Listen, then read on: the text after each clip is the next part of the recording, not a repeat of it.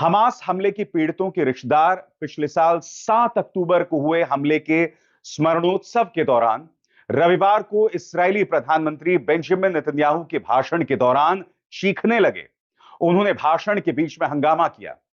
यरूशलेम में समारोह के दौरान भाषण देते हुए नेतन्याहू डायस पर स्थिर खड़े रहे, जबकि भीड़ में मौजूद लोगों ने चिल्लाना शुरू कर दिया। इससे 1 मिनट से अधिक समय तक भाषण रुका रहा।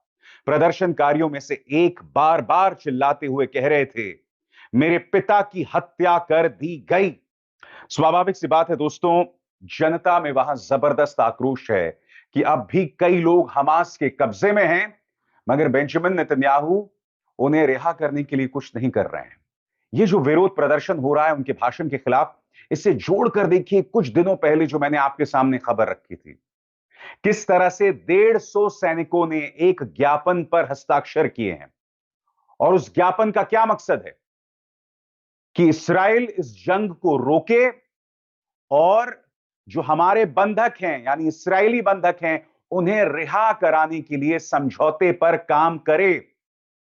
अब जनता भी इस तरह की मांग कर रही है, मगर इसराइल को कोई फर्क नहीं पड़ रहा दोस्तों। आपके सामने एक बार फिर अल जजीरा की खबर, Egypt proposes 2-day truce as Israel kills 53 in Gaza, 21 in Lebanon.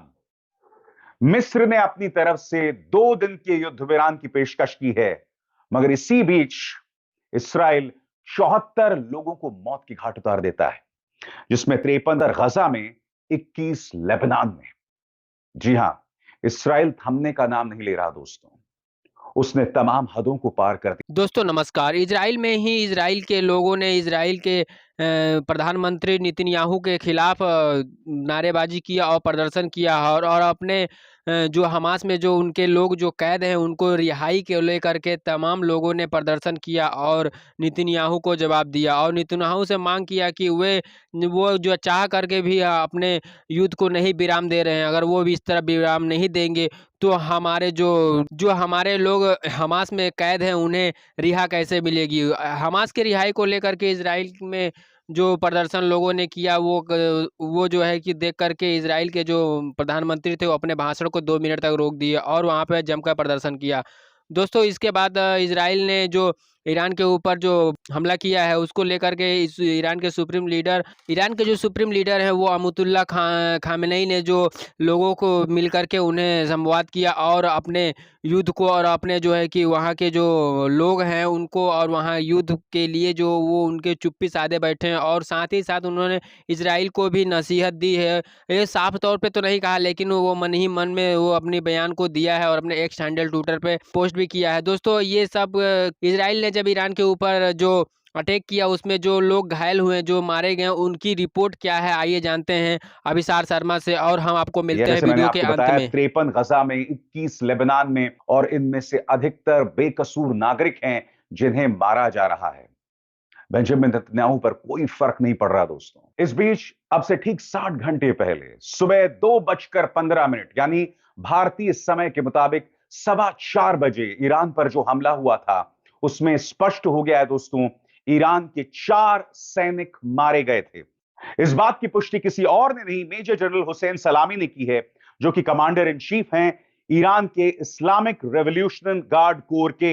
उन्होंने 4 सैनिकों की मौत पर सांत्वना व्यक्त की है, सहानुभूति जतलाई है, जैसा कि आईआरएनए की ये खबर बतला रही है। मैं आपको बताना चाहूंगा दोस्तों, आईआरएनए जो है वो ईरानी न्यूज एजेंसी है, और जाहिर सी बात है दोस्तों, जो खबर ये लोग ईरान के बारे में बता रहे हैं उसे नजरअंदाज नहीं किया जा सकता, उसे प्रोपेगेंडा करार नहीं दिया जा सकता। स्वाभाविक सी बात है, आईआरएनए अपने ही देश के खिलाफ क्यों कोई खबर प्रसारित करेगा, और इसमें ईरान अब मान रहा है कि उसके 4 सैनिक मारे गए हैं।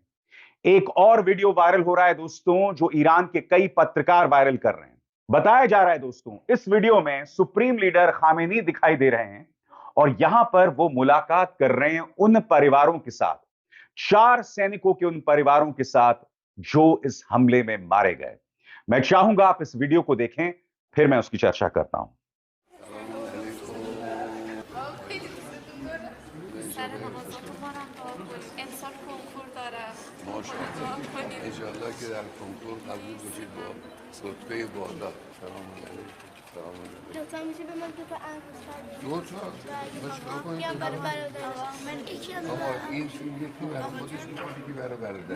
میشه انگشتر مامان بله میشه. یه چپلیشو بدید. چطوری بسرم؟ दोस्तों स्वाभाविक सी बात है, इस वक्त ईरान के सामने जबरदस्त धर्म संकट है. और वो धर्म संकट क्या है उसे ध्यान से सुनिएगा दोस्तों.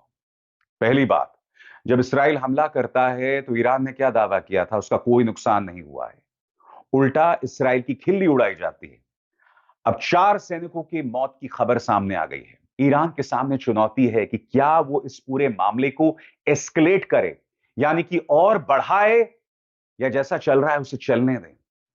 क्योंकि यहां पर बात उसके अहम, उसकी अस्मिता की भी हो रही है. अगर वो जवाब नहीं देता है तो कहीं ना कहीं वो अपने 4 सैनिकों की मौत का बदला नहीं ले रहा है. और अगर वो जवाब देता है तो स्वाभाविक सी बात है इसराइल इसका भी जवाब देगा. और इसराइल इसके बाद क्या जवाब देगा हम नहीं जानते हैं, क्योंकि बेंजामिन नेतन्याहू तमाम हदों को पार करके हमला कर रहे हैं. उन्हें इस बात की परवाह नहीं है कि इस्राएली हमले में कितने बेकसूर मारे जा रहे हैं, किस जगह पर उनका बॉम्ब गिर रहा है, किस जगह पर उनके लड़ाकू विमान हमला कर रहे हैं. स्वाभाविक सी बात है अगर यहां पर ईरान जवाब देता है, जिसकी गुंजाइश हर गुजरते दिन के साथ बन रही है, तो स्वाभाविक सी बात है दोस्तों हालात और गंभीर हो जाएंगे. इस बीच जनरल सलामी ने जो अपना शोक संदेश दिया है, अंग्रेजी में वो कुछ इस तरह से है: I offer my condolences to you, the courageous army commanders and staff, as well as the honorable family of the martyrs. साफ तौर पर कह रहे हैं कि मैं अपनी सहानुभूति देता हूं उन वीर बहादुर ईरानी सैनिकों को जो इस हमले में मारे गए. बात यहां पर नहीं रुकती है दोस्तों. सुप्रीम लीडर खामेनी का भी बयान सामने आया है और सरल शब्दों में कहा जाए तो उन्होंने कहा कि इस्राएली हमले को हमें कमतर नहीं आंकना चाहिए, मगर साथ साथ उसे बढ़ा चढ़ाकर भी पेश नहीं करना चाहिए. अपनी शुरुआती प्रतिक्रिया में खामेनी ने क्या कहा आपकी स्क्रीन पर. ईरान के सुप्रीम लीडर आयतुल्लाह खामेनी ने भी इस पर आज पहली बार बयान दिया. खामेनी ने कहा इस्राएल के हमले को ना तो बढ़ा चढ़ाकर बताना चाहिए और ना ही इसे कमतर समझना चाहिए. उन्होंने कहा इस्राएल को ईरान और उसके युवाओं की ताकत समझाना जरूरी है. यह अधिकारियों पर निर्भर करता है कि वो इस्राएल को ईरानी जनता का संदेश कैसे देते हैं. अधिकारी ऐसे कदम उठाएं जो देश हित में हो. अगर आप खामेनी के इस बयान पर गौर करें तो वो इस बात पर जोर दे रहे हैं कि वो ऐसा कदम उठाएं जो देश हित में है. खामेनी यहां स्पष्ट तौर पर नहीं कह रहे हैं कि इस्राएल पर हमला करें. हालांकि वो ये भी कह रहे हैं कि इस्राएल को यह समझाना बहुत जरूरी है कि यहां के युवाओं की ताकत क्या है. यानी कि कहीं ना कहीं यहां पर एक बैलेंस का खेल खेलते हुए नजर आ रहे हैं ईरान के सुप्रीम लीडर खामेनी, जो ये बतलाने की कोशिश कर रहे हैं कि जवाब भी देना चाहिए, मगर हम कोई ऐसा कदम ना उठाएं जिसका नुकसान ईरान को हो. यानी कि इस्राएल कुछ ऐसे हमले करे जिससे उसे नुकसान पहुंचे. मैं आपको यह भी बतलाना चाहूंगा दोस्तों, इस वक्त इंटरनेट पर इस्राएली पत्रकारों द्वारा कई बड़े बड़े दावे किए जा रहे हैं. उन्होंने बाकायदा सैटेलाइट तस्वीरों के जरिए दावे पेश किए हैं कि किस तरह से ईरान के सैनिक ठिकानों को जबरदस्त नुकसान पहुंचाया गया है. मगर ये दावे इजराइल के आधिकारिक समाचार पत्र नहीं कर रहे हैं. इसलिए मैं उन दावों पर तरजीह या अहमियत नहीं देना चाहूंगा. खामेनी ने और क्या क्या कहा दोस्तों, अंग्रेजी में उनका बयान आया है उनके अपने ट्विटर हैंडल या एक्स हैंडल पर. साथ साथ मैं इसका हिंदी में अनुवाद करता चलूंगा. सबसे पहले उनका यह बयान: We must make the Zionists understand the power of Iranian people. यहां पर खामेनी कह रहे हैं कि हमें यहूदियों को समझाना पड़ेगा कि ईरानी लोगों की ताकत क्या है. यही नहीं, खामेनी कहीं ना कहीं संयुक्त राष्ट्र से नाराज दिखाई देते हैं. वो संयुक्त राष्ट्र जो हाल के दिनों में इस्राएल की बर्बरता पर लगातार टिप्पणी करता रहा है, उसके खिलाफ बोलता रहा है. हालात ये हैं कि फलस्तीनियों के लिए जो संयुक्त राष्ट्र की संस्था है, अब इस्राएल न सिर्फ उन पर हमला कर रहा है बल्कि उन्हें हटाने की योजना भी बना रहा है. खामेनी किस तरह से संयुक्त राष्ट्र से नाराज हैं, उनका बयान आपकी स्क्रीन पर. International organizations like the United Nations truly aren't doing their duty with regard to the issue of confronting the Zionist regime.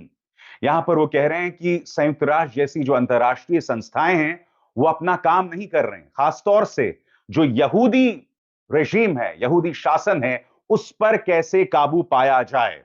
दोस्तों जैसा कि आपने अभिसार शर्मा को सुन करके आपको अभिसार शर्मा के रिपोर्ट में साफ पता चल गया होगा कि ईरान और इजराइल ने जो ईरान के ऊपर हमला किया उसमें 4 सैनिकों की मौत हुई है। और ये जानते हुए भी ईरान के जो वजीर आला हैं वो शांत है, और जो ईरान के जो सुप्रीम लीडर अमरुल्लाह खामनेई हैं वो भी चुपचाप बैठे हुए हैं।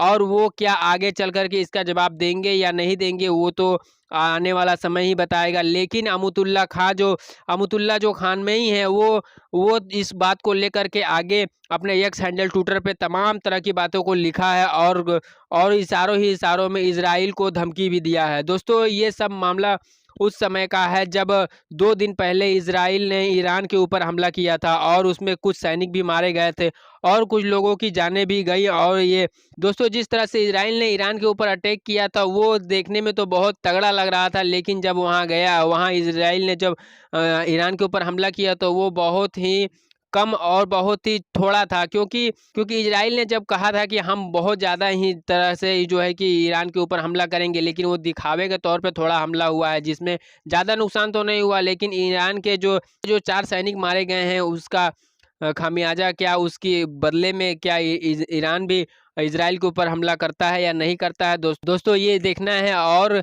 आपको वीडियो कैसी लगी, वीडियो अच्छी लगी हो तो वीडियो को लाइक शेयर और कमेंट जरूर करें और हमारे चैनल को सब्सक्राइब करें। मिलते हैं अगले वीडियो में, तब तक के लिए नमस्कार, आपका दिन शुभ हो।